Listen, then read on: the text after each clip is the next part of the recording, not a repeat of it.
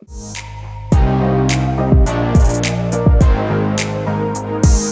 up, guys? Welcome back to my channel, and if you're new here, welcome. There goes my cat. Today I'm playing a new game. It's called Let's See If I Can Film This Video Before the Sun Sets. So it is currently 4:48. I just got home from work. I want to get this video up as soon as possible because a lot went down in episode 12, and so I want to film in natural light. That's just my preference. So here I am filming in my living room today because it's where I have the best light. And my cat is already trying to get into things, so let's get into this week's episode. Asher, come on, dude. Okay, so we just left off with the security breach, the following episode, which was super annoying because we left off with another cliffhanger. So I had watched some other videos on YouTube. Of course, my own predictions were kind of like, okay, it could be a double elimination. Maybe since Lolo left, they're going to bring back another girl to be partnered up with Nam. Who knows what it could be at this point. So right when TJ says, Gabby and Devin, you are the compromised agents, the security breach alarms go off. And everyone starts freaking out and they're like, what does that mean? So TJ says, I always said, you never know what to expect in this game, or something along those lines. And he says, tonight is going to be a double elimination. This is where it gets crazy. He goes, yes, Devin and Gabby got the most votes, but we're also gonna bring down who got the second most votes. And who was that? Josh and Nani. So we have Devin and Gabby. We have Josh and Nani. And we're like, okay, a double elimination. How is this going to go? Is it going to be those two matched up and then CT gets to pick the other two teams? Like, what's going on? So TJ says, well, Big T, CT, you guys are the compromised agents. You get to pick the matchups, both of them. So this is pretty much CT's best case scenario. First off, he is a double agent, which we never knew if that was even going to happen. He has a chance to earn his skull, and he gets to pick his opponent. So he goes, all right, Devin, who do you want? As I mentioned in my last video, CT and Devin, you know, they're in an alliance. So he doesn't want to go against Devin, which is great because if you think about it, I think CT could take Devin down. But unlike Fessy, who is willing to go against his friends, like Nelson, CT said, nope, Devin, who do you want? Devin calls out Darrell. Devin pretty much had to take his pick out of who was up there. So Corey and Nam are off the table because they're both rogue agents. That only leaves a few more people to choose from. I mean, when you look who's still standing up there, you have Kyle, Fessy, Darrell. I think out of those people up there, I mean, you really never know. In my head, I'm thinking maybe Kyle would have been someone he could have picked, but I think he wanted to pick someone who he thought might not be good at puzzles. So he did end up picking Darrell. At first, I'm like, oh, yikes. I mean, Darrell is Darrell. I mean, he's a challenge champion. 4 times, I think. 4-time challenge champion. So that would be something to say if Devin beat him, but Devin has his pick. I mean, if he really wanted to break up the Big Brother alliance, as much as he says, I know Amber B's on that alliance and Darrell's partners with Amber B, but I almost would have went straight for Fessy maybe. I mean, if he's thinking about who he can beat in a puzzle, I don't know, Fessy just doesn't seem that smart to me, but I guess you got to think about the physical side too, but I don't know. But Devin and Kyle have pretty much been in an alliance also, at least pretty close, so I could see him not wanting to go against Kyle, so he really didn't have a choice. I mean, it's Fessy, Darrell. He picked Darrell. So that means CT gets to pick who goes against Josh, since it is, you know, a men's elimination. So CT, of course, is going to take charge and go down and try to earn his skull against Josh. And CT said in his interview clip, this is best case scenario for him. He just doesn't really like Josh as much. He thinks he can beat Josh easily, so CT is just like, great, I'm ready to go. You can tell Josh is caught off guard by this. Just because, as I mentioned in my last video, Gabby and Devin already knew they were the compromised agents because CT filled them in. So everyone else at this point pretty much already knew, I think, that Gabby and Devin were the compromised agents too. So no one else is pretty much mentally prepared for this, you know what I mean? And I think it always gives you that slight edge when you're already prepared. CT, I'm sure, was like, yeah, I'm going in tonight no matter what. So Josh wasn't necessarily prepared. I also think Josh is someone that just gets a little flustered easily, and I'm definitely the same way. So no shade thrown to Josh, but I just think he's definitely an emotional player. So I think he's ready to go. Like, I think he wants to defend the skull, you know, like he wants to win. He wants to stay there and win. And I actually tweeted about it. I said, sometimes wanting it just isn't enough, which is shitty. I mean, it sucks, but sometimes wanting something bad enough isn't enough. You have to be able to win the elimination. So I'm not feeling too good for Josh going into this. And when it comes to Devin and Jarrell, I don't really know either. As much as it pains me to say, I'm kind of rooting for Devin. And the reason why I say that is because when I really got into the challenge is kind of in those later seasons when Jarrell wasn't like on the show as much. So like my mom and I used to watch the show a lot together, but when I really started watching it, I think was towards the end of Jarrell's time on the show, like right as he was getting ready to like take his time away from the show. And so at this point, out of the two, I'm kind of rooting for Devin. And out of CT and Josh, I'm definitely rooting for CT. So they're playing Dead Ringer, similar to the game Cam and Ashley played versus each other. However, TJ said the polls are higher. There's more rings. But instead of them just being normal rings, there are puzzle pieces attached to them. They got to get the puzzle pieces and then put together the puzzle at the end. And it's one of those tanagram puzzles, even though Darrell called it a tangerine puzzle. And so you basically have to put the shapes together, make it all complete, and it could be anyone's game. I mean, we all know Devin's good at puzzles. CT's great at puzzles as well, but I think is going to come down to who gets the pieces the fastest, who can remain calm, and we all know Josh is not the calmest when he's under pressure, so we'll see. It starts off pretty even between Devin and Jarrell. However, Jarrell does finish first and he gets his pieces first. Devin, according to his interview clip, says it's all right, you know, I just got to get my other pieces, get down there, start working. In the end, though, Darrell finishes first and Devin loses. So I don't know. I guess it sucks. I mean, Devin, he said it. So I wrote it down so I didn't forget it. He said, called him out, talked a bunch of shit, got my ass kicked. Classic Devin. So it is classic Devin. I think in the long term, he might dial it back a bit. Maybe not, though.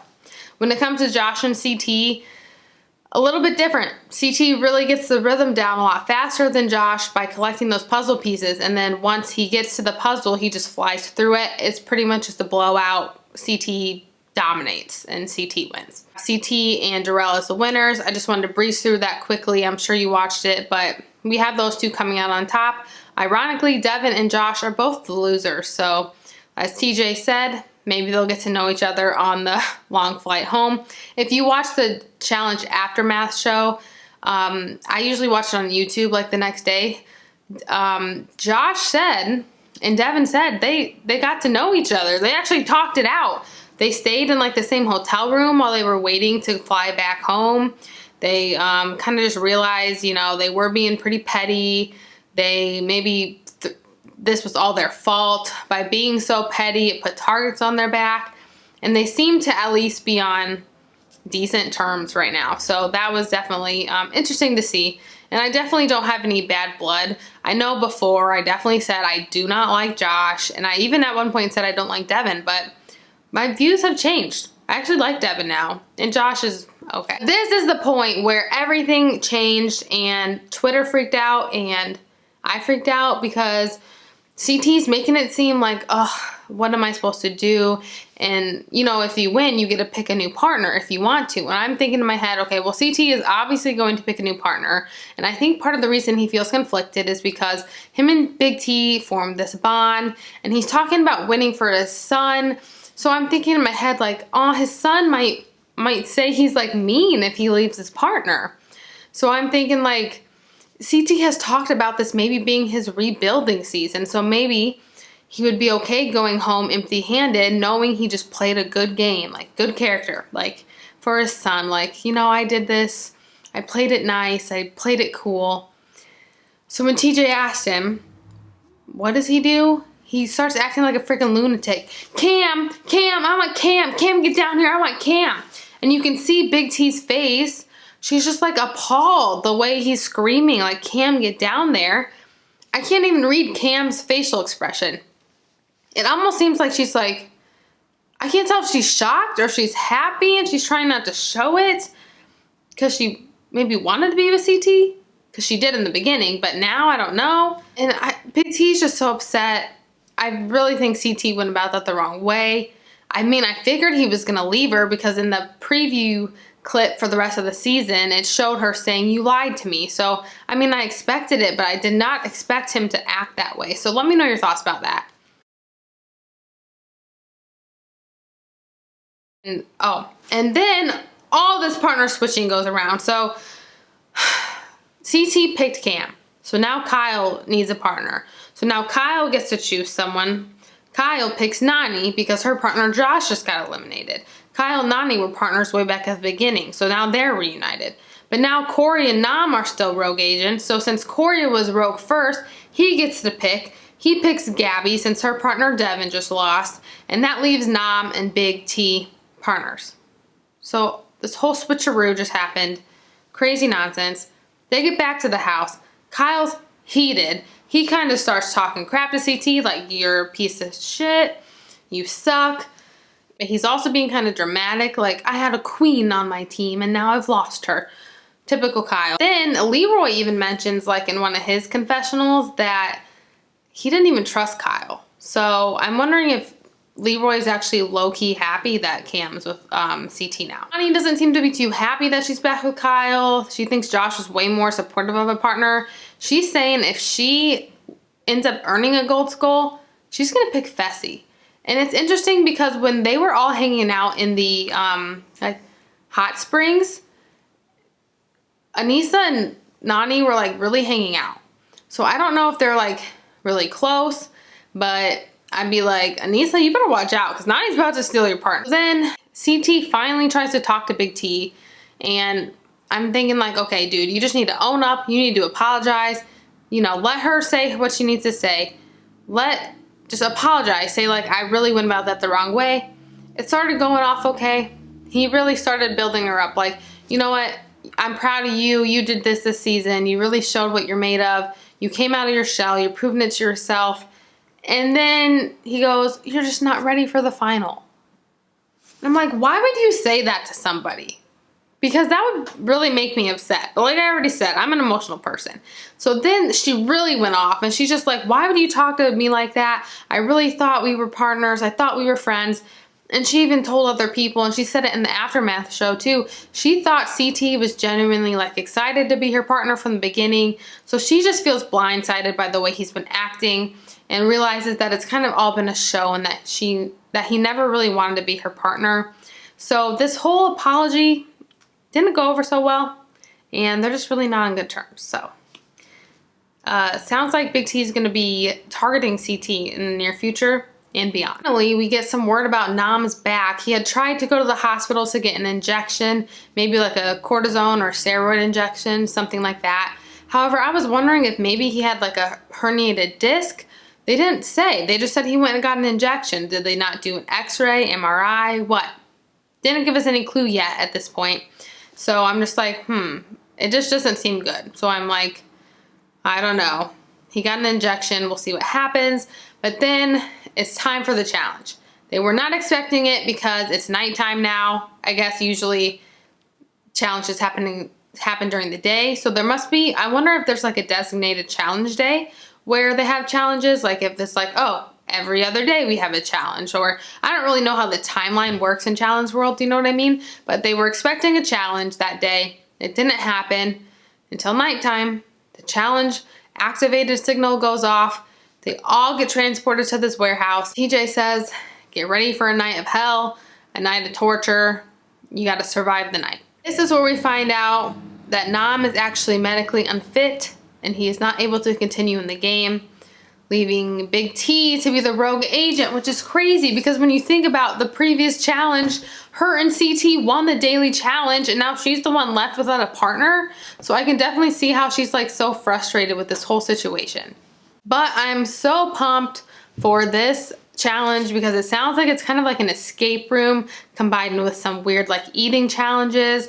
They are handcuffed in this cage. The first team to get out, I think, is going to be the winners, but they're going to endure some crazy torturous situations throughout the night. So I'm not exactly sure what to expect, but we did see a clip of them eating something nasty. Lights are flashing, weird sounds. I know I wouldn't like this challenge, but I am excited to see it. So for Alliance updates for this week, I pretty much just have obviously CT and Big T are done. Not on speaking terms.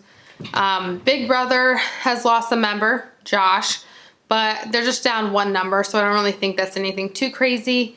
Kyle and CT are obviously on the outs. Just Kyle's pretty mad about that. I'm still kind of figuring out where Corey is in all of this because, you know, he was, I thought, kind of aligned with Jarrell a little bit, maybe Leroy, but now with all these partner switches, it's just very hard to keep up. So I'm kind of wondering if this Big Brother alliance is going to hold tight until the end. Let me know your thoughts below. Hi, buddy. And finally, here's my dog to present to you the top tweets of the week. It says, why did the producers not make Nam check his back like 3 episodes ago when he first mentioned it? Yes, like I said that in my other video. This is at least the 3rd episode in a row now where Nam had mentioned his back hurting, so don't know what took so long. We have a tweet from Devin. Devin said, honored to have played this game with amazing challengers and shared the black sand with 2 legendary challenge champions. I'm proud of myself. I'll be back stronger, more focused, and better at talking shit, I promise. Thank you all so much for the love. Yeah, I don't know. It's weird that I like Devin now. Here's another one, which is probably the best one of the night. CT to Big T. Me and you till the end. I mean, I knew it. Come on. And then the last tweet that I found funny, someone said, someone please think next time and put Fessy's dumbass in a puzzle elimination. And I totally agree because even though the challenge elimination was kind of half physical, half mental, I think it was more of a strategy and figuring out how to swing to grab your puzzle pieces and then putting together the puzzle at the end. It was way less physically demanding than maybe some other eliminations. So I kind of think Fessy would have been a better choice than Darrell. But that is it for this week's challenge chat. Let me know your thoughts on this week's episode below. Make sure you subscribe if you haven't already, and I will see you in my next video.